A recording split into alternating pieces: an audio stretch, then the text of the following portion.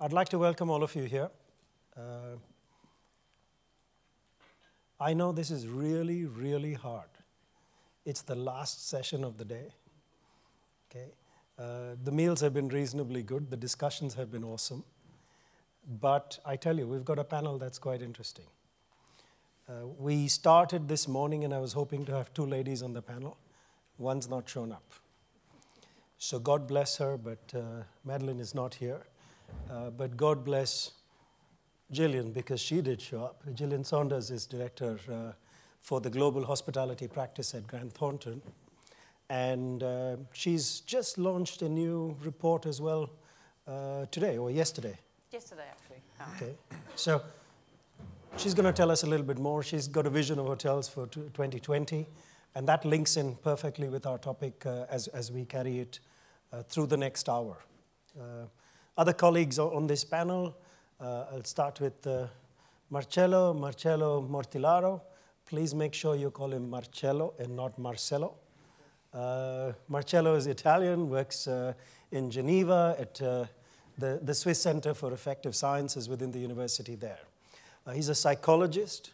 I don't know what that means, so please speak softly with him. Okay. We got Michael Hartmann sitting there. Michael Hartmann's just moved in as an advisor at École Hôtelière de Lausanne. And Michael is on a project where they're looking at certain areas of effective sciences at the hotel school. Before that, he's worked with technology, he's worked with Siemens, he's worked with hotels. Where have you not worked, Michael? I don't know. And then finally, we got Dr. Ray Yunius. Dr. Yunius has been a professor at the hotel school for years. Right now, he's director for development for the school. And he takes care of this new project as well as part of his portfolio. So they've been working on certain ideas on what's going to happen with our business or our industry as we go forward. And it's a completely different angle to looking at spreadsheets. So get ready for emotional discussions rather than pure rational discussions. Okay. That's good so far? Well, welcome to the panel. I'm going to line up some questions, and then we'll see as we go. What the panel requested is that you ask questions as they speak. They don't want you to wait. So I'm not putting our chits into the audience. If there's a question, please raise your hand. This room is small enough for us to listen, and then we'll take it on from there. Is that okay with our colleagues in the audience? Perfect. We're talking about moving from bland to effective hospitality. As far as I'm concerned, quite a few hotels are just boxes. We heard that a black box is pretty ugly this morning, and I would agree. But I'm starting to struggle, and I'm starting to struggle and understand what's the difference between brand X, Y, Z, A, B, C. And I'm hoping that this panel throws some light or throws a completely different understanding as we go through the next hour. My first question. Gillian, I'm going to start with you. Great title that we've got for this session. What is effective hospitality? And what is it for you? That's a good question, that. So effective hospitality, I'm sure, has multiple dimensions to it. But I guess what we're talking about today is really delivering what the client wants in terms of an experience. And as we've heard from some of the other sessions, it doesn't just start with even the booking. It starts with getting to know you, choosing to want to stay with you, however they choose, arriving at your property, the experience of the property, and afterwards what they think about the experience they've had at your property, so they want to come to another one of your properties. I'm thinking that that's what we're talking about when we say going from bland to effective. So we want that to be a non-bland journey, a non-commoditized journey, but something where you're really engaging that consumer through the whole of that value chain, and that they're enjoying their experience, and they are getting from you and having delivered from you what they want, and more than what they want to some extent. I guess behind that, there's lots of other things you can define effective as, but I won't go there. I mean, it has to deliver profits for the people who are operating the hotels. It has to deliver satisfaction for the employees of the hotels, and a whole bunch of other things that you could say constitute the greater thing of effective hospitality. But we're talking about going from bland to effective. I think we're saying, how do you, a hotelier, a group, an independent, a small player, a new entrant, actually manage your customer so that you deliver an effective hospitality product for them. I don't know if my panelists agree. We got given that title. We weren't told what they meant exactly. What I'm hearing from you is what I heard 30 years ago from all the best hoteliers in the world who said that we manage experiences. And then most of the hotel companies go out and recruit finance guys as chief executives, stick out good long spreadsheets, and all of us have fancy titles called consultants XYZ. So are you telling us that this is going back to the basics? Or are you saying that there is a new paradigm that we have to explore? I think the basics, there's definitely a new paradigm. So the basics that you had before, if you think of just the way people communicated, the way people learned about your product, it was an entirely different world.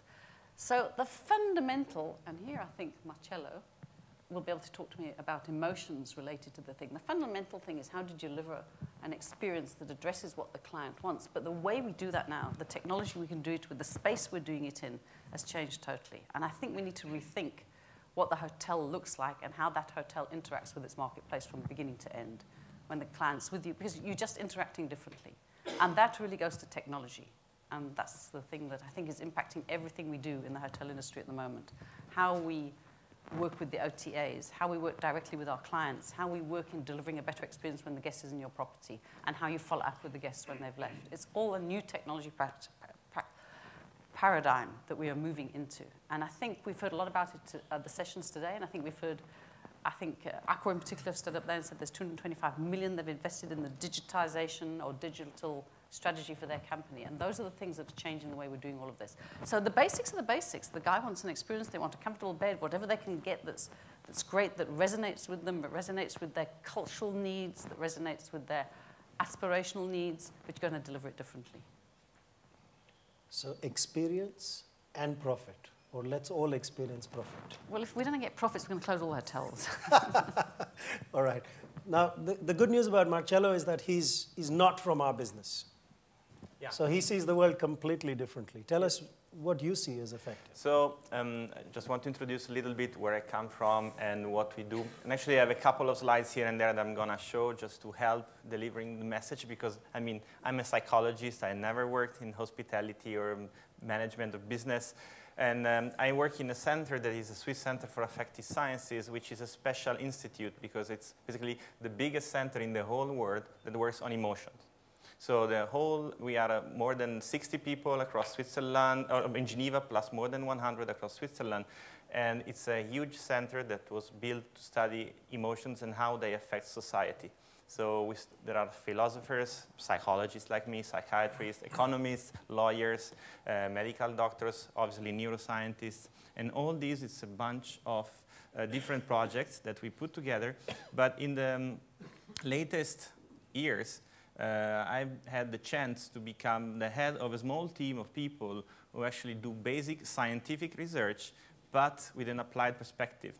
So I've been working with several companies from the cosmetics industry, from the marketing companies as well, with the idea of empowering the traditional tools with some scientific background. So my perspective, if you want, is academic, but it's mostly scientific. That's what I want to convey now. So whatever I'm going to talk, it's something that can matter actually in the real world.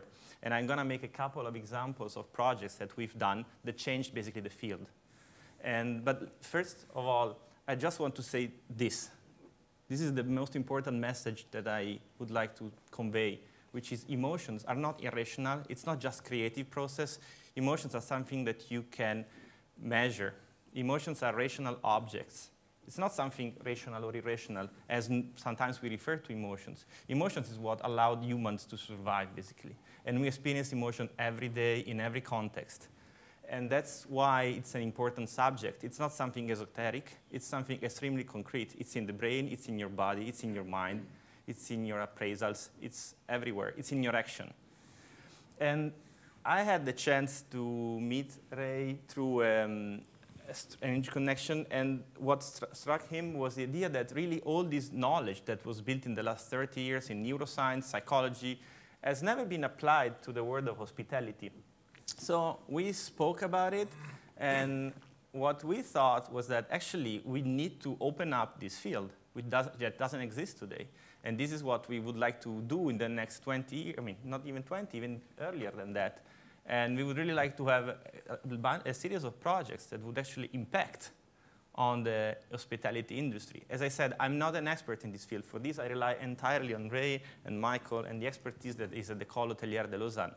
But what I see is that there is really a lot of potential. For example, these are 3 immediate applications that can be done with very quick, so let's say, projects if there is the expertise to do this.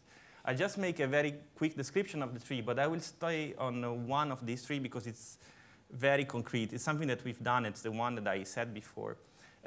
So you can imagine that you can have emotion-oriented customization. So there is more and more. I was reading a little bit the literature in your field, and I found that one of the main trends is the idea that you can customize the experience of the clients that go to hotel. You can provide services. You can provide items. And this changes.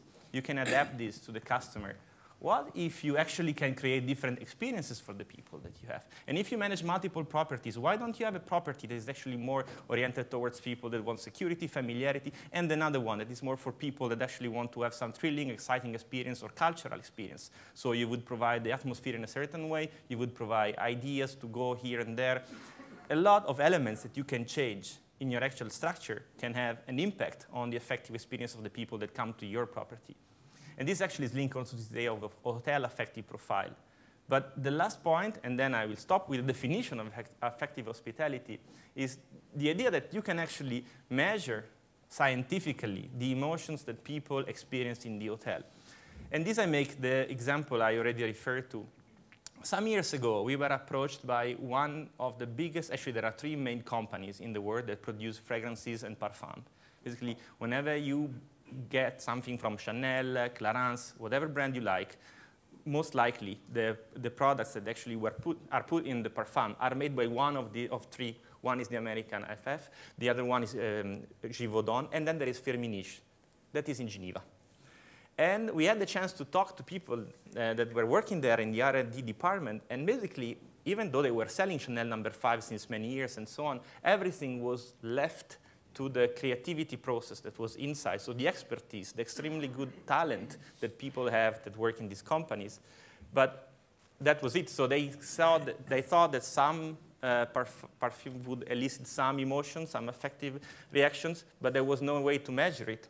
So we started a serious work with them. And I make it a long story short. And through a number of scientific studies that we published in very good psychological journals, so peer-reviewed, and so also the basic research was sounded, we created a scale to measure emotional reaction to odors that is now basically the standard in the industry. And now it's used in Geneva, and it's published. So also the other companies could use it. For example, for Firmenich, this was important to establish themselves as the leading scientific force in this industry. And this was something that benefited basic research and changed basically the way they now create their products, because now they try to make some compositions, but before going to sell them to the client, they measure what is the effective signature of these products. And basically, this can be the same that can be done also in a different field. And as I said, it's just the beginning, but that's what I see as effective hospitality. I don't know if there are questions. Also, I like questions on a rolling basis. You can stop me anytime. Sure, could Firmenich, if you use them as an example, or company XYZ, let's come back to our hotel business. Could we use a scale of that nature, build a product, or build a model of a product, and then go and sell it off to ABC investor? Because I'm asking you, Marcello. So, yeah, scientifically, you're saying, so for me, as a common man, emotion is all mushy stuff, okay? Whereas numbers I can put on a spreadsheet, okay? So you're able to now take our emotions and put them onto a spreadsheet. By that logic, I can design a product, put it onto a spreadsheet, and then present it to investors. And that logic is what you're trying to say is possible. Yeah. Okay. Good. Go for it. Marcello, I'm from a design background.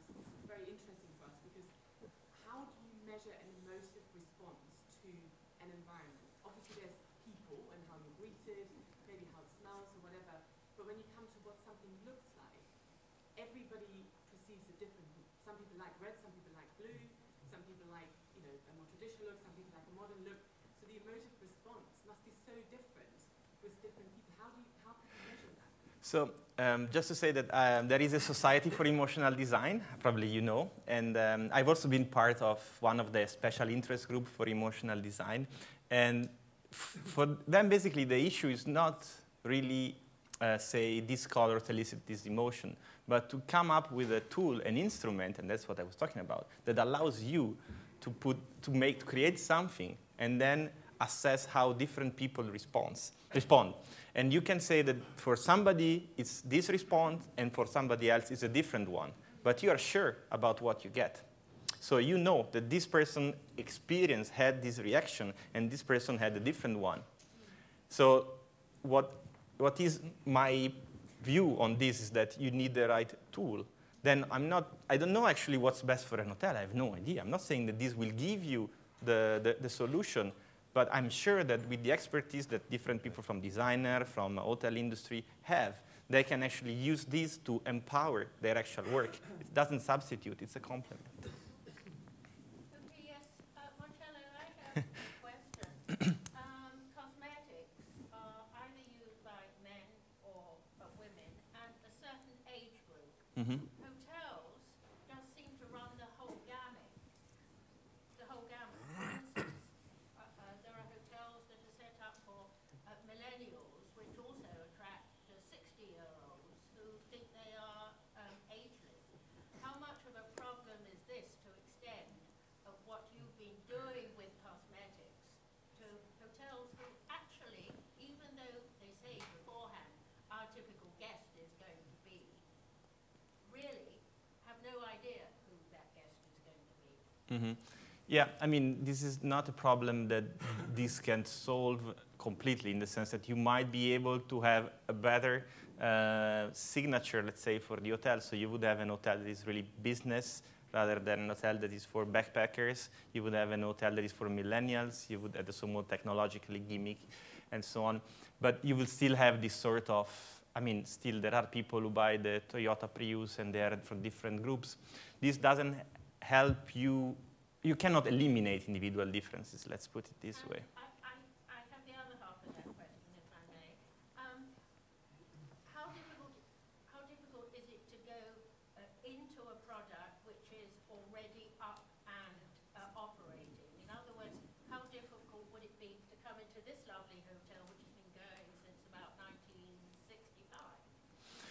Yeah, so for, I mean, later probably we'll see some elements, but there are different methods that one can apply to study. Clearly, we cannot rebuild the Intercontinental Hotel. That's clearly the point.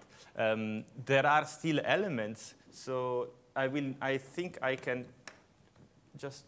Probably before, if you allow me, Marcello, just two things about, probably if you were yesterday in a plenary session or this morning, you observed that the temperature in the big room was similar to Chicago or another places in the US, okay?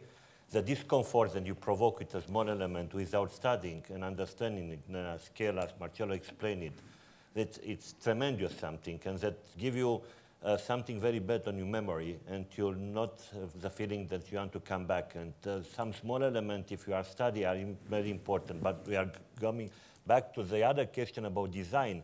One of the facts that we intended to start this collaboration, and we visited Affective Science in Geneva, we discovered that they have a labs on the virtual reality. And we can show in a virtual image different furniture, different design, and they are studying the emotions that what's happened with our brain. Try to imagine how to build a hedonic laboratory for a design hotel, knowing exactly if you do something in virtual reality, and they can help us to study our emotion, we can build rooms exactly what will produce what we want to produce. And this question is related to your question you mentioned. You observed yesterday that big companies, big chains, they are creating, they are buying more and more brand, and we are confused. Why? Because it's an inflation of brand, and it's very easy not just to compete with OTA, because of the heterogeneity of our society today. The segment became smaller and smaller, and you need to have an answer on the spot. You have no time, 20 years, to this segment. How can we do this with no knowledge about what's happened in our brain, in our reaction to this? Then probably it's a new era. So if I can step in to save Marcello a little bit, and then we'll continue this discussion. What he's saying is he can provide a scale to take the mushy stuff into tangible, measurable reality. And then it's up to us as hoteliers to then translate that, whether we want to go down to the segment of 1, or whether we want to go down to the segment of men, women, 18-year-olds, 60-year-olds, 30-year-olds, or whatever year-olds. And that's the challenge he's not able to help us with, but we at least have some sort of a scale to measure which segment we wish to take on. Go ahead. Is there a list of emotions that are positive and negative of a hotel experience to raise the loyalty of the guest or to lower the loyalty of the guest? Absolutely. And both can be done. Michael, you want to take a shot at that? Right now, we try to create a logical framework to have at least an assessment. It's not about leveraging things yet. So for today, we wanted to place this idea that there is a way, obviously, to scientifically stimulate, measure emotions, which has probably not been done yet. I mean, let's go to the example Disney. For instance, they put a hell of work to find out, you know, what are the stimulating criteria. And they introduced the term called guestology, for instance. You see the host and guest, this is a different type of relation which can be stimulated, obviously, and they developed a compass. So it was about N, V, N, W, S, and E. N is for the needs. W, wants, is a little more, you know, a packaged service on top, which creates certain types of affinities. And then we have the stereotypes. For instance, if you have to wait in a jam for checking in, this gives a very bad impression, right? If you talk about a service-oriented industry. And the fourth part of the compass was the emotions.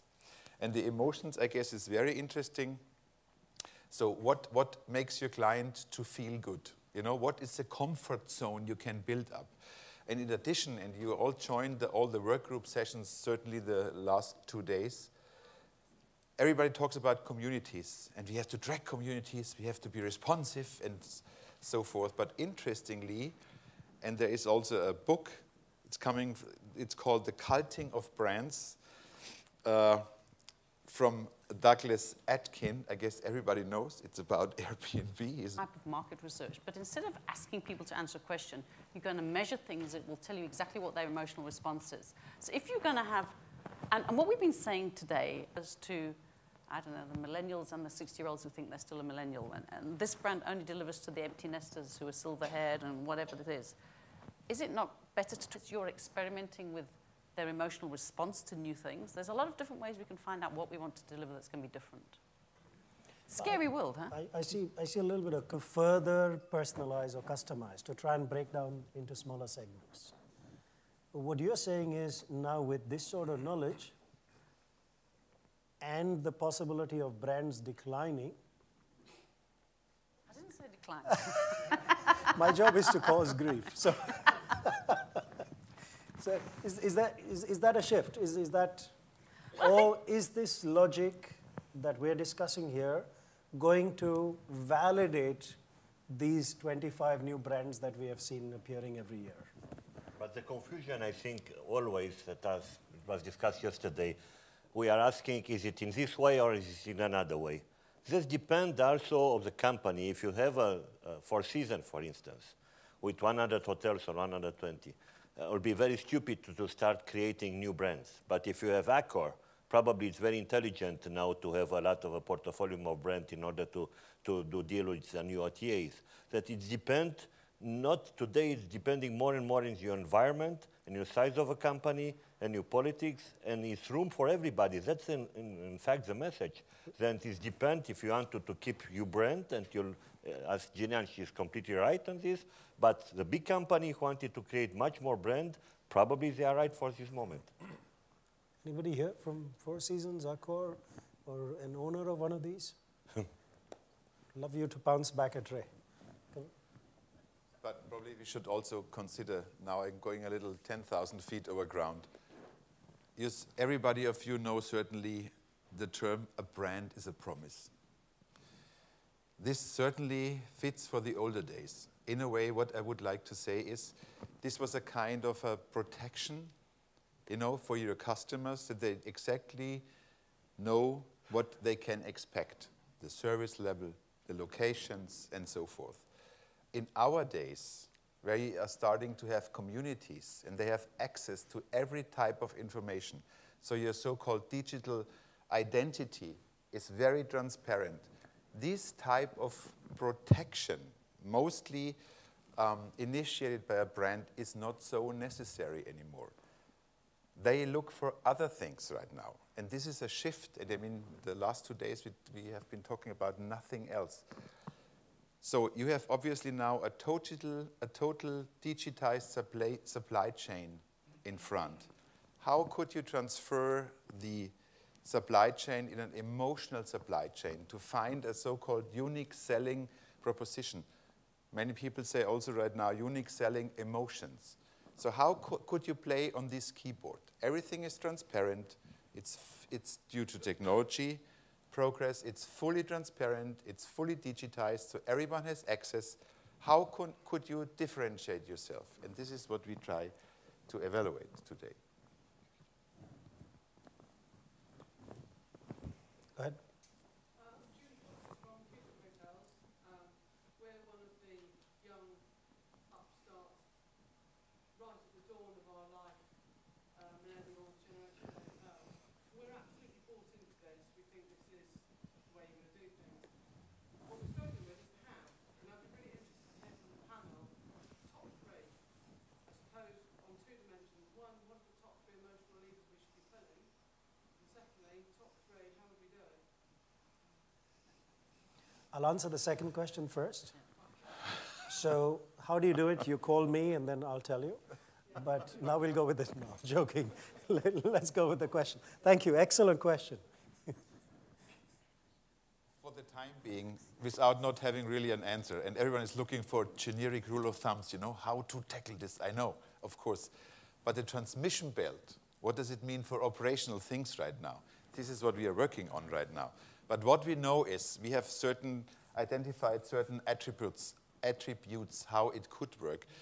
So we have, the first attribute is probably purely functional, let's say product functions, you know, what everyone has, describing the product, what you're selling, so forth. Then it's about the functional thing in terms of what is the immediate benefit of this, you know, from the customer perception, recognition. The third level would be a star or 3-star, doesn't matter. And the third part, and this is probably the on top, it's about the value, the state of mind. Consumers try to achieve this state of mind, but you have to know the state of mind of the consumer and their communities. And this is what we try to evaluate. Could you follow me a little?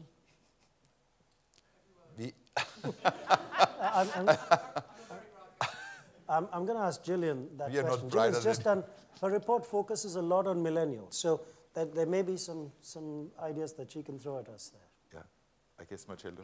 I'm not sure that I can answer the question. And just remind the question from Julie about what are the levers and what we have to, I think what they're doing is they're giving us the tools to find out what the levers are. I don't think we've got the answers now. Yes. Didn't you read my bio? Marcelo wants to Sorry, Marcelo? So just for saying that, as Michael already said before, that's the first step, because it's a new thing, it's a new field, honestly. We don't have or we don't already know where we're going to end up, because that's the point, it's just the beginning. That's also why it's fascinating from a scientific point of view. If you already had the answers, then we could pass it on to the consultants. We don't need to do any more research, because the truth is already there, if you want. But this is completely new. And something that it's really my hour, actually, because then now they're all, actually, was Ray, the first one who was really convinced about this. It's the idea that you have tools to assess maybe some affective elements, some emotional elements, in a different way than what's been normally done. And actually, I'm not at all against surveys or explicit measures. When you ask people, I mean, the scale I was talking about, it's an explicit answering type of questionnaire. But it's the way you build it, and it's the way the items are built. But beside this, we also have implicit measures. So we can measure the behavior of people, or we can set up specific, let me call them experiments, because that's how we call them, in which people do certain things. And the way they act on objects, it actually depends on the conditions. I'll just make this there are a couple of examples. One of very basic paradigms, which is, maybe you heard about it, it's called, and it's an implicit association test. It's very popular. I mean, it went also to the general press. And it basically shows that even if you have not, for example, the first big case, that's why it made it to the press, was that it showed the presence of racial biases in basically most people. Even people who have no racial explicit bias, or they would never, you can actually measure the latency of their responses, and this gives you a measure of their racial bias. And it's very consistent. And for example, it's found that it exists for white towards black faces, but also in black people towards white faces. It's really, really there. And you don't ask people, you just measure it. That's one example. For another application, that's also another case study. You also have to take into consideration, this goes back to the previous question, the person who you are talking to. The same strategy doesn't work for everybody. So there is a very famous social psychologist, Robert Cialdini, who works in the US. He's very popular. He worked a lot on decision making, and he's one of the leading figures in our field. And he's done a lot of studies also with the government and with different agencies in the US. And in one study, they wanted to study if, you know, when you buy a light bulb, the one for the lights, you basically you have information about their consumption, for example. And so they tried to manipulate, and they put a sticker on a shop on the bulbs. And in one case, it would be an economy-saving bulb that would cost a little bit more, but in the long term, you would save money. And that was the general idea of the item. But on some of these items, they put a little sticker on top saying, this is good for the environment. Buy this one. Same price, same description of the object, just a little sticker with the idea that this would leverage people into buying it more because it would give them a reason to buy. Well, actually, the result was that people, and I'll be explicit about the result because it's published, so I don't want to offend anybody, but people who were more on the, let's call it in terms of American groups. So people from the Democratic side, so left-minded people, they would buy it more. People who were considering themselves more on the conservative side, they would buy it less. It's not that they would ignore the message. They would buy it less because this would give a different reason to buy that they don't want, basically. So the same, exactly the same message that you would assume that would talk to everybody or would not harm, it actually did. Because for these people, this message was actually going against them. So you say, you really want me to buy this, and I don't like it because I don't care about the environment for this, or I don't want to put my money in this just to support your cause. You want me to be part of something I'm not. I'm not saying that it's bad. I'm just saying that this is how it works. So there are methods, and the thing goes back to the customization. You can always find millennials that go to a little small hotel on the Italian coast where it's for, but that's, you cannot do anything. But you can actually measure what's the reason for different behaviors. There is a small chain that was created in a, sorry, Gina. in Holland that it's not very far from Cubics, and very successful, and is growing very fast. And the founder, he created thinking to millenniums. Yeah, I know. And the founder, he saw to millenniums. But if you look at the clientele today, there are a lot of baby boomers, in fact. Because somebody, he said yesterday something very important. For years and years, we consider hotels between check-in and check-out. But if you look at what's happened today, thanks to technology, it's a journey. It's not between check-in and check-out. It's what's happened before and what's happened after. Then probably if you want to change some properties, you don't have to change just the property, what's happened in the property, but the way that you present the property, the way that you approach the property, the way that the assistant of the executive, the book a room, because it's not the executive who will do it, and the way that you create the net promoter. Because this is most important. At the end of the day, we have to make money, and this is the net promoting that means profit directly. That's the difference between promoters and detractors. And years, we just work on detractors. We wanted to correct with 3-page questionnaire of satisfaction in hotels without paying attention to promoter. And today, if you look at TripAdvisor and other things, the promoter is much more important because they are your investor. And probably if you think to this, you don't have the answer, but we are very happy that you have this question. Because if we have this kind of questions, that means that what we are trying to do have a sense.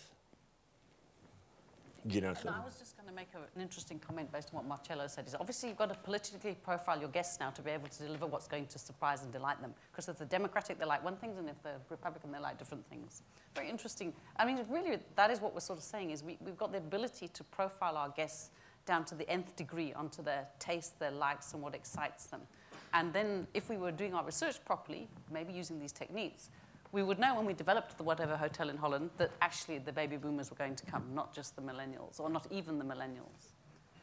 So hopefully then build that into exactly. the valuation of the product. Yeah, I think what we're saying is maybe we've all shied away from this thing that hotels are an emotional process. But everything we do is emotional, and the purchase or the decision to stay in a hotel for whatever reason is an emotional process from beginning to end, and that process is getting longer because of the way we interact with the guests. And if you want to be really groundbreaking, here's some interesting scientific approaches to understanding it better and really nuancing it better for your marketplaces. I'll go with the lady first, Macy. Hold on a moment. Because she's still not satisfied to the answer of her first question.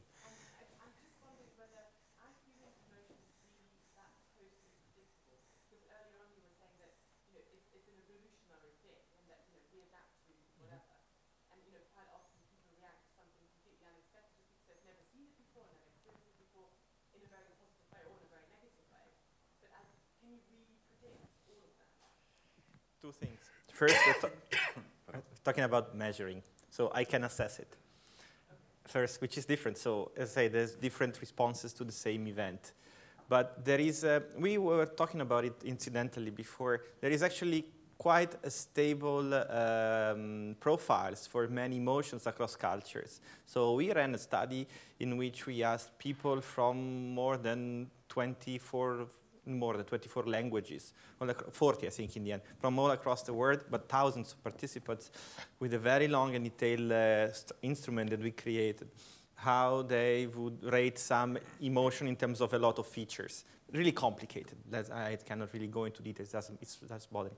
The thing is that what we found is that the profiles, how you label one event and another, it's basically very common.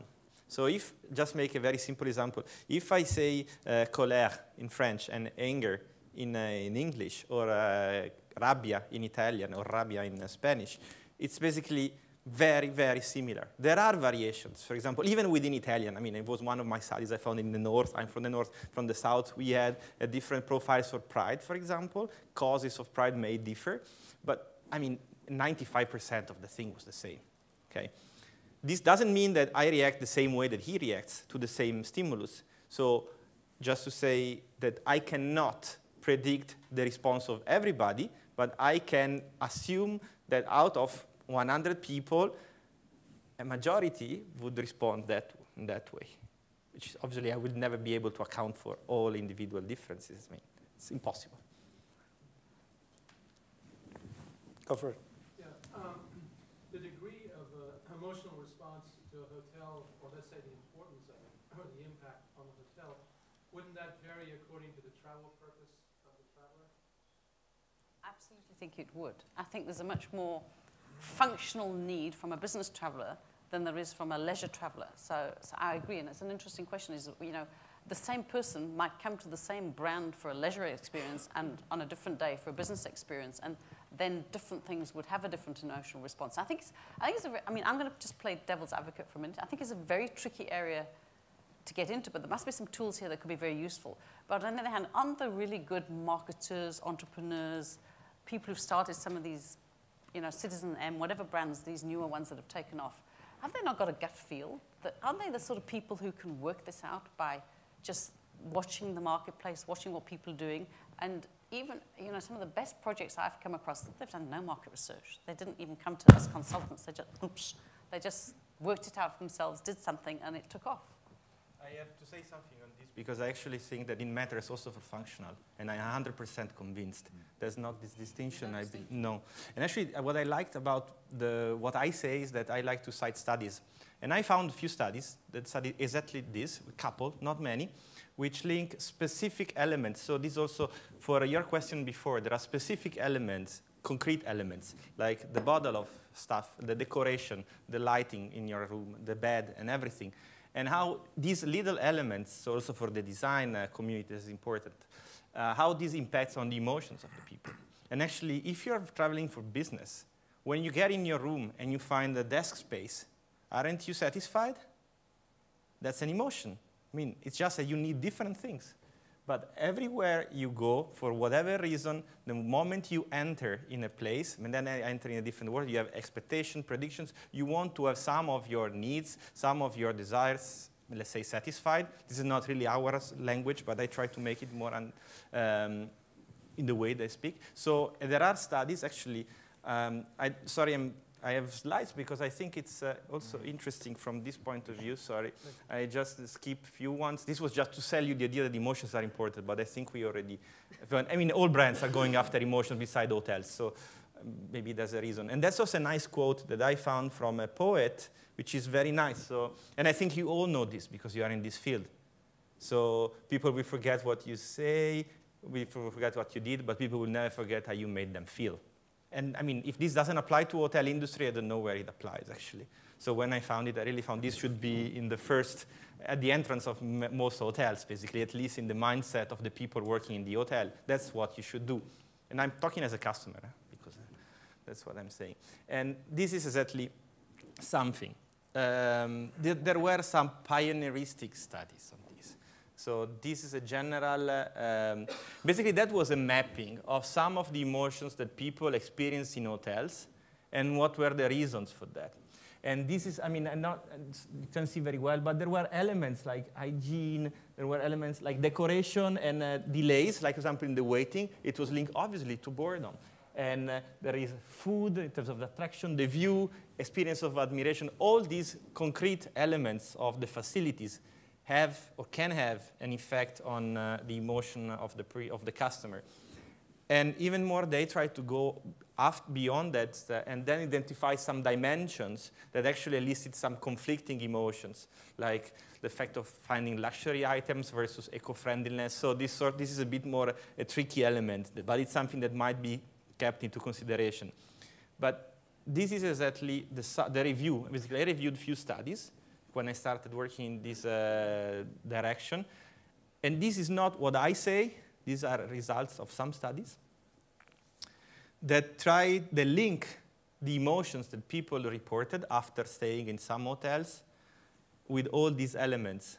So people who report positive emotions about their stay at the hotel, they are also more likely to recommend it to people afterwards. They are more loyal towards the brand. They have a more forgiving attitude. So if you make a mistake, if something might go wrong, they're still more eager to forgive your mistake. They are more likely to buy a comeback, but more important than everything, positive emotions predict satisfaction. And actually, it might predict satisfaction in a better way than asking, were you satisfied? That's something that is up for us to study because it hasn't been done entirely. But these are the very few studies that I found in this domain, and they report these conclusions. And it's not my hunch. And it's really something that they try to do. I mean, the instruments are not very good, I have to say, so far. That's why we started it. But at least there is something that tells us that maybe we are going in the right direction. I don't know where we will end, because, I mean, that's the beauty of science and research. You don't know where you end up, but you might discover something extremely relevant. And this seems to indicate that this is an important lead. Yeah, I take your comment about emotions perhaps being at the same level for both segments. However, it's the importance of that emotional response I would still contend is much more important for the leisure segment. Why? Because the leisure segment probably has a lot more choice as to which hotels, which destinations they're going to go to. If you're a business traveler, typically your choice is quite limited. In fact, the choice may even be made by somebody else, like a supplier or a client or whatever. Policies.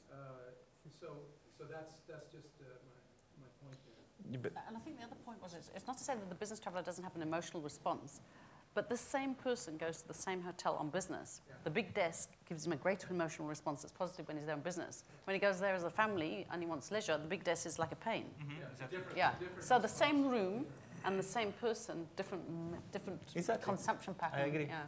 But But the economical impact is completely opposite. Because if the business traveler stopped after because he had a negative impact, he didn't want you to go to his assistant and say, don't never book in these hotels. Then the company will lose much more money than the other club. And then you have a very, very clear example. Think to the spa at the beginning, why the spa was created. Not for men's and not for business travel. And if you look today at the percentage of who is going in a spa, it's exactly the opposite, because all these things change, and even people in business, the image change a lot, and that will change even faster. Then just at the beginning, we don't know what is the best solution and how to do, but this is, once again, what we intend to discover. And something that extremely important, you are in an investment forum, think how important are to foresee and to understand the emotion when you take a big decision to invest for the investor.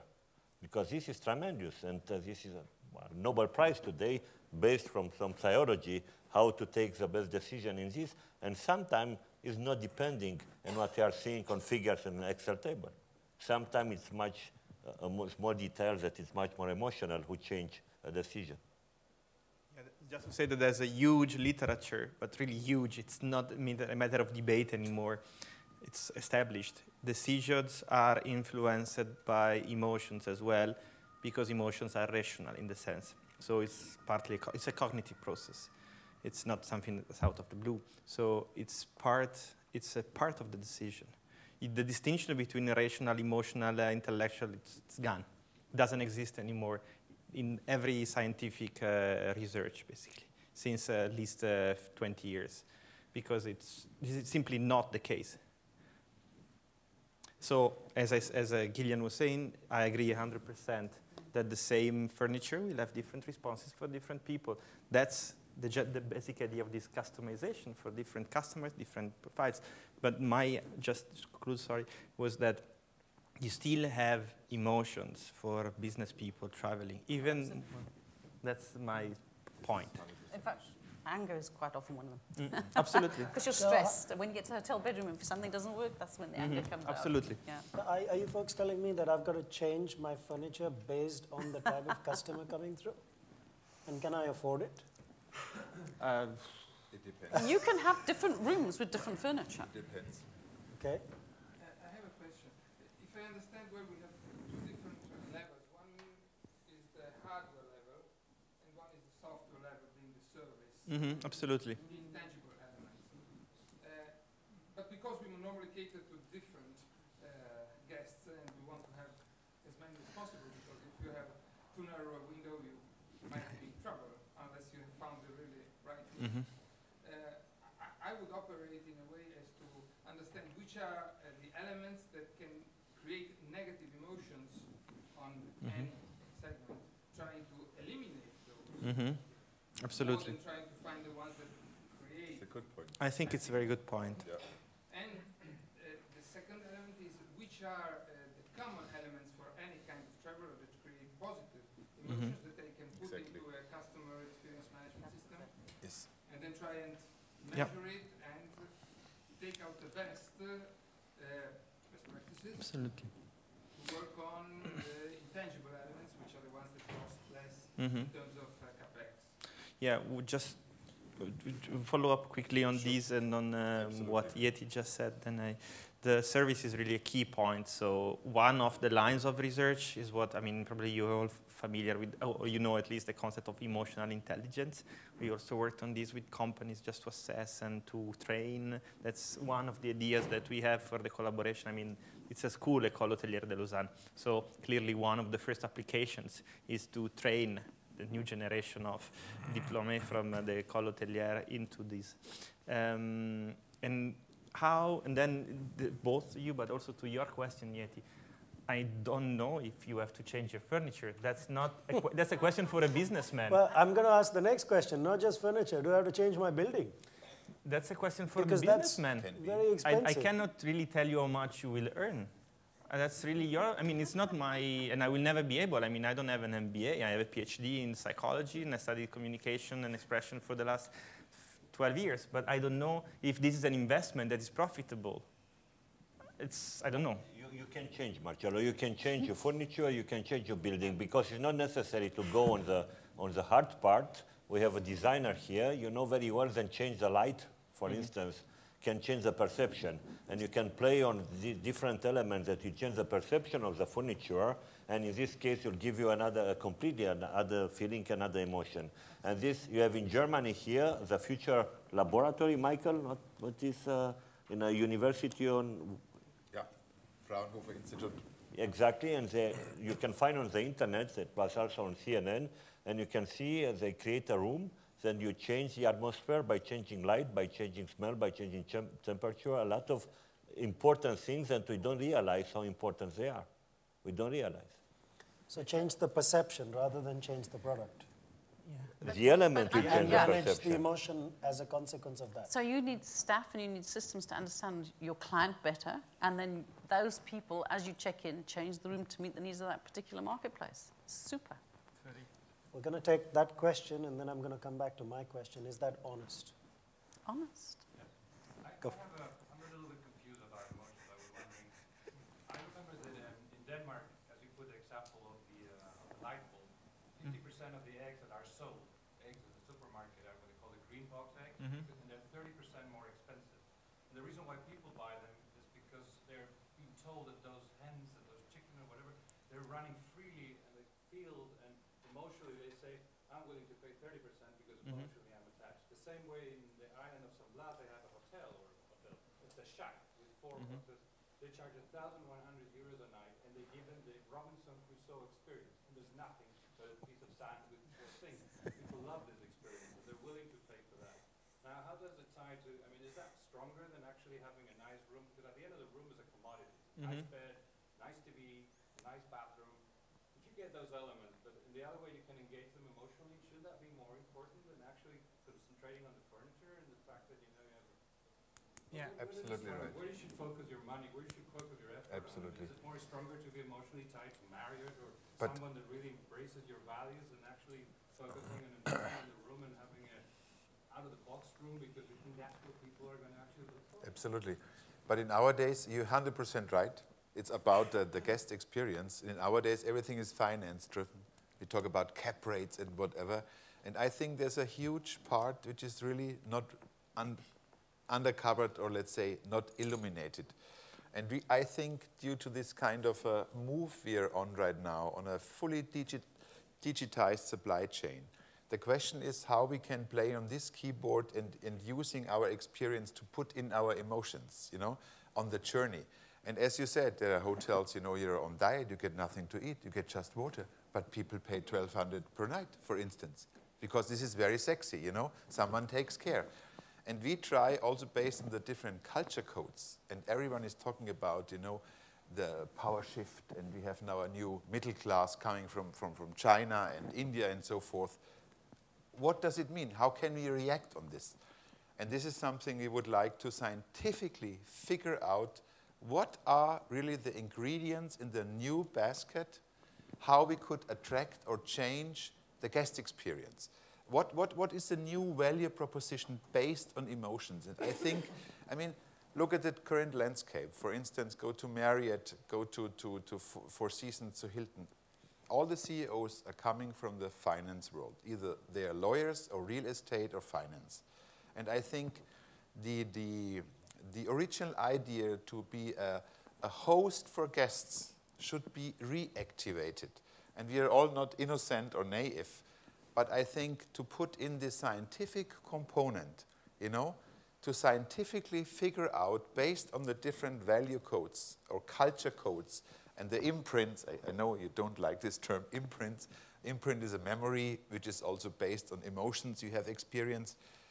I guess this is a new field, what we would like to announce today, where we would like to take care in the future about. We cannot keep the same vision and ask this question as you ask, for instance, because the confusion is everybody now today is saying, what they are speaking and how can I change now the furniture and everything's a lighter?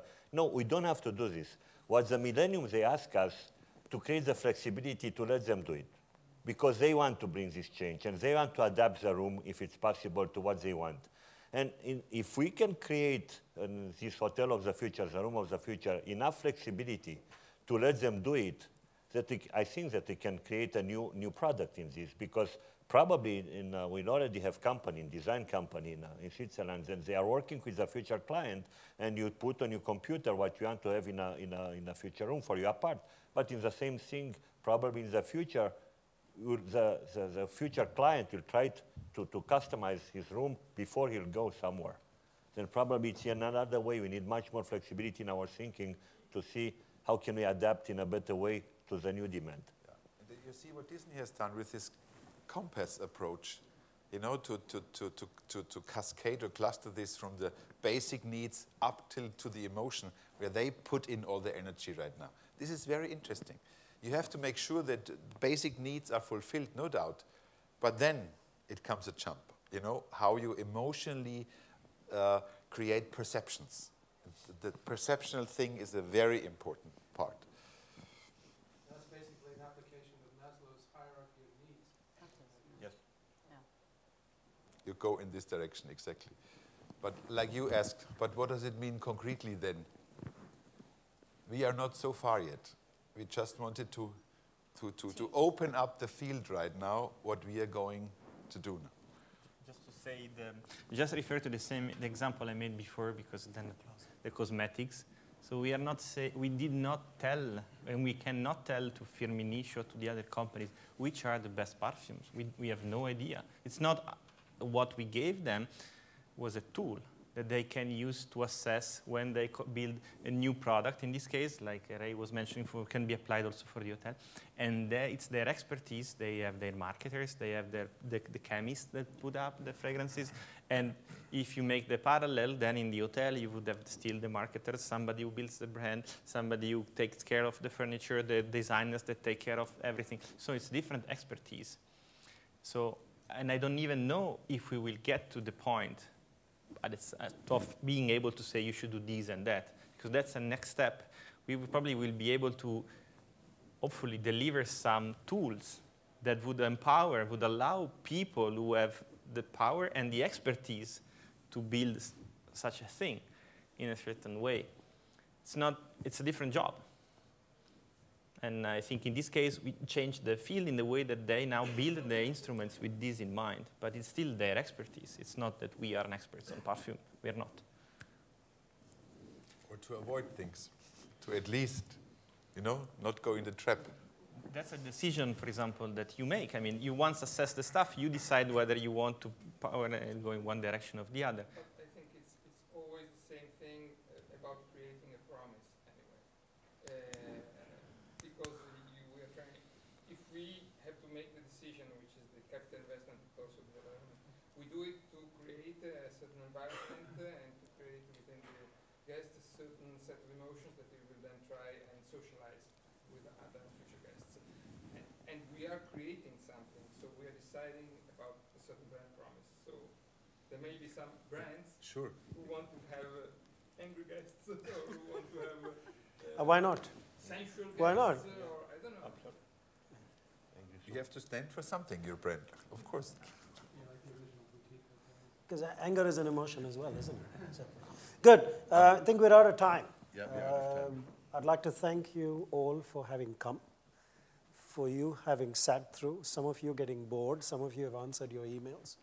But more than anything else, I'd like to thank our panel, so please give them a round of applause.